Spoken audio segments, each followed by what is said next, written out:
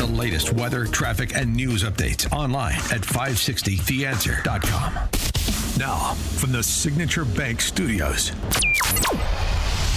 this is Chicago's Morning Answer with Dan Proft and Amy Jacobson on AM 560. The Answer.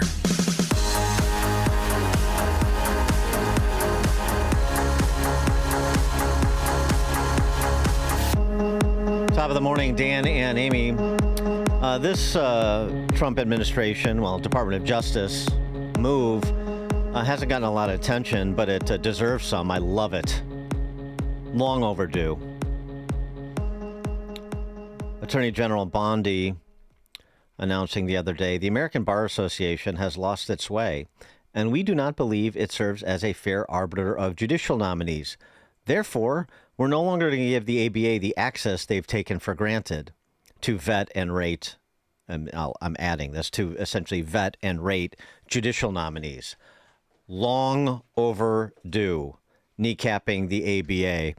And Ted Cruz, on the podcast he does with Ben Ferguson, who, by the way, Ben Ferguson reminds me of Vern from Stand By Me. Oh, really? Just as an aside. Every time I see him, I think do they of look Vern. alike, or do they talk the same? Is it his mannerisms, all of that? It's the everything? Similar look. Okay. Yeah. Ted Cruz commenting on this kneecapping of the ABA. They engaged that they would do a formal role and they would rate the qualifications of judicial nominees. Now, here's the problem. For decades, the ABA's qualification measures were wildly biased. So, for example, Robert Bork, Ronald Reagan nominated Robert Bork to the Supreme Court in 1987. Robert Bork was, by any measure, one of the most qualified federal judicial nominees in the history of this country. Robert Bork had been the Solicitor General of the United States, the chief lawyer for the United States in front of the Supreme Court of the United States. Robert Bork had been one of the most renowned and respected law professors for decades. Robert Bork had been a federal judge on the U.S. Court of Appeals for the D.C. Circuit. And so a remarkable career. And yet the ABA, when they evaluated Robert Bork, they concluded he was, quote, not qualified to be a judge. They also concluded the same thing for Frank Easterbrook. Again, brilliant judge, brilliant professor, one of the greatest judges to have ever served on the Court of Appeals, Frank Easterbrook. The ABA concluded he was not qualified. Also, Edith Jones. Edith Jones is a judge on the Fifth Circuit Federal Court of Appeals down in Texas. I know Judge Jones well. She's a phenomenal jurist, one of the best and most conservative judges in the entire country. The ABA rated her not qualified. Well, the breaking news is this week the Trump Justice Department announced the ABA will no longer have a role in judicial selection. They will no longer have a role in vetting. They're out. And the Department of Justice said, you know what? They can chime in like any other left-wing advocacy group, but they don't have a role in this process. It's really great. And the examples he gave, I don't know as much about Edith Jones, but Frank Easterbrook is here on the Seventh Circuit. He has been for 35 years, maybe 40 years. Anyway, he is a brilliant jurist. And, it's consistent with what I do like about the Trump administration very much, which is all of these gatekeepers who've been very comfortable in their perches, all these institutions who have come to expect certain things, entitled to certain things, that's all being challenged, and it's long overdue. And this is another wonderful example of doing just that. To hell with the ABA. George Parry is a former federal and state prosecutor, regular contributor to the American Spectator. He blogs at knowledgeisgood.net. George, thanks for joining us again. Appreciate it. Happy to be with you. Would you like to second my motion to damn the ABA to hell? Yeah, I beat you to it by decades. In 1980, I'm looking here. Back in the 1980s, the ABA took a stance. Actually, it was in August 1992. I've just looked it up. They took a stance on abortion. And Previously, they had been neutral on the subject of abortion, but in August 1992, at their annual meeting in San Francisco, they came out and took a pro-abortion stance. And that was when some of us in the ABA decided to quit, because, and I sent a letter to the ABA at the time, and I wound up in the ABA Journal. I said, if we have a position on abortion, what's our position on apartheid, gun control, concentration camps in Bosnia, homelessness, AIDS, and ozone depletion? So what's that got to do with the practice of, what does any of this have to do with the practice of law? Right. And then it just went down from there. What ultimately happened was the ABA became the arbiter of what was to be an accredited law school. In effect, the ABA was in a position to turn out the lights of any law school that didn't meet its agenda. So the steps that Trump is taking, especially with the ABA requiring law schools to practice diversity, equity, and inclusion, or else risk losing their accreditation, this action by Trump is just long overdue. The ABA has been highly politicized since the 1990s, and they apply the same standards to their judicial review of judicial nominees. I've been interviewed any number of times by ABA panel members who are investigating people who have been recommended for federal judgeships. And their questions routinely include questions about the nominees' political stances, which has virtually nothing to do with their qualifications to be good jurors. And the subtext in all of this was, if the nominee didn't have the right politics, the right progressive politics, that was going to be a mark off as far as the ABA was concerned. So I'm delighted that Trump and his administration have taken this step, because the APA has been out of control for far too long and has had far too much authority, not only in judicial nominations, but also in the accreditation of law schools.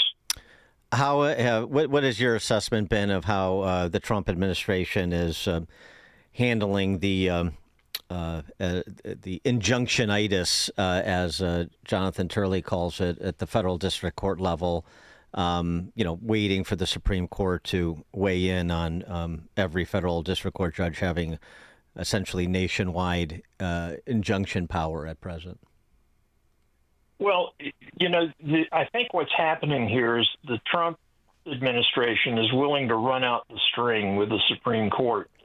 But I predict that if the Supreme Court doesn't take a firm stance on putting in effect a leash on these district court judges, I think Trump is just the guy who will pull an Andrew Jackson and say, okay, you made your ruling, try and enforce it.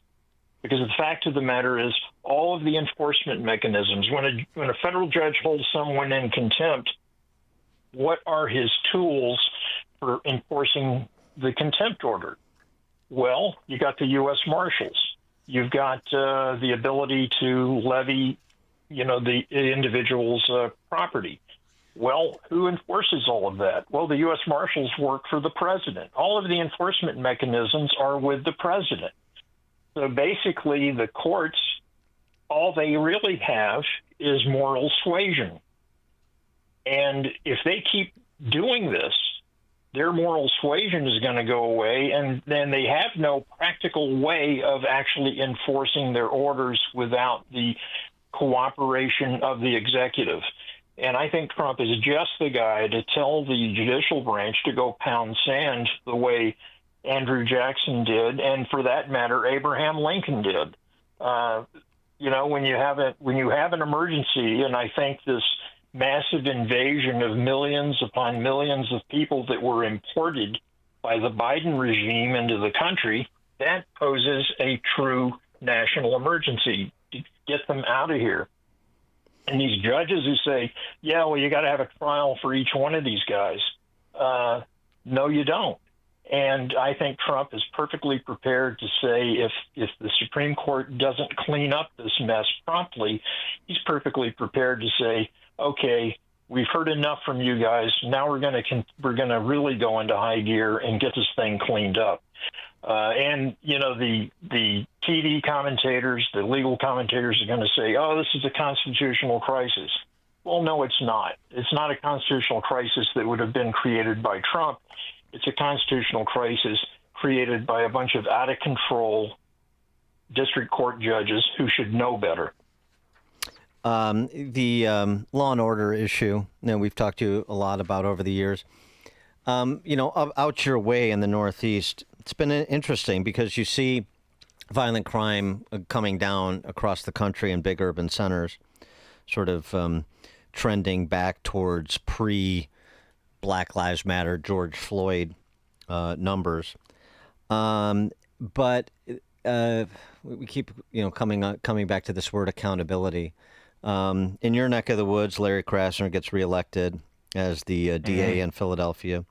You have this New York City councilwoman named Althea Stephen in a hearing with New York City, New York NYPD, New York City Police Department, reiterating her call for them to eliminate the gang database when something like this. I know the police's feelings on the gang database and how, they feel that it can be improved.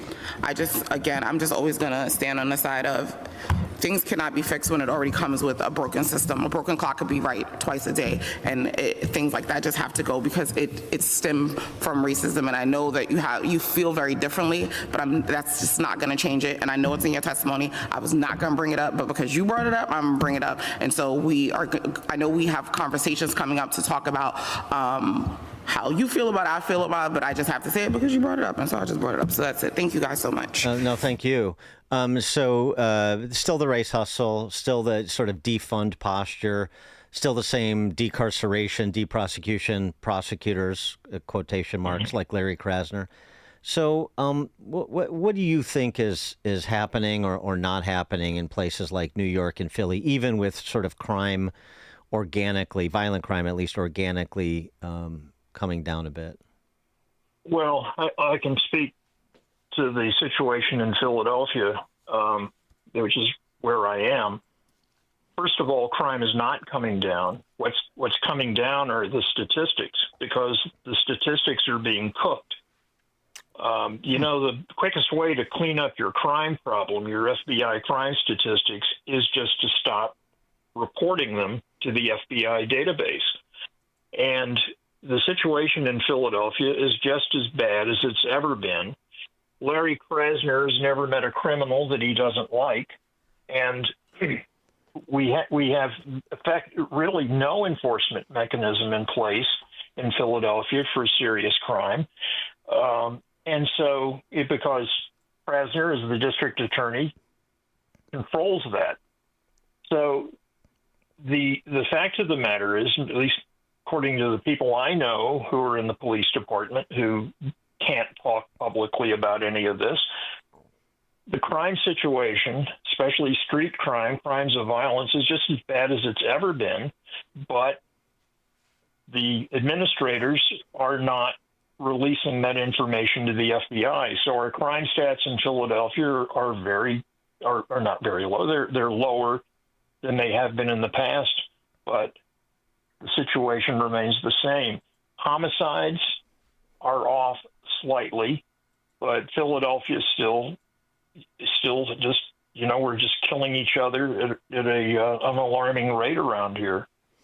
So I'm not buying it that the crime stats are down, and I can tell you just from up close contact with the whole situation, Larry Krasner believes in de-incarcerating, and as a matter of fact has bragged about this, that our jails are, the capacity of our jails are the inmate population in our jails has been dramatically reduced by Larry Krasner. Mm-hmm. And these are people who were repeat offenders who were out on the street offending. So we're living parallel lives because the Cook County Board President here, Tony Preckwinkle, will brag about the same things, and the previous Cook County State's Attorney did the same. So what do you attribute the political stasis to? I mean, Larry Krasner gets reelected, like I said. So if he's telling people to believe to not believe their lying eyes, but the Cook statistics, as you say, then how does he get returned to office? Well, in Philadelphia, you have to understand the district attorney's race is always an off-year race, which means two things.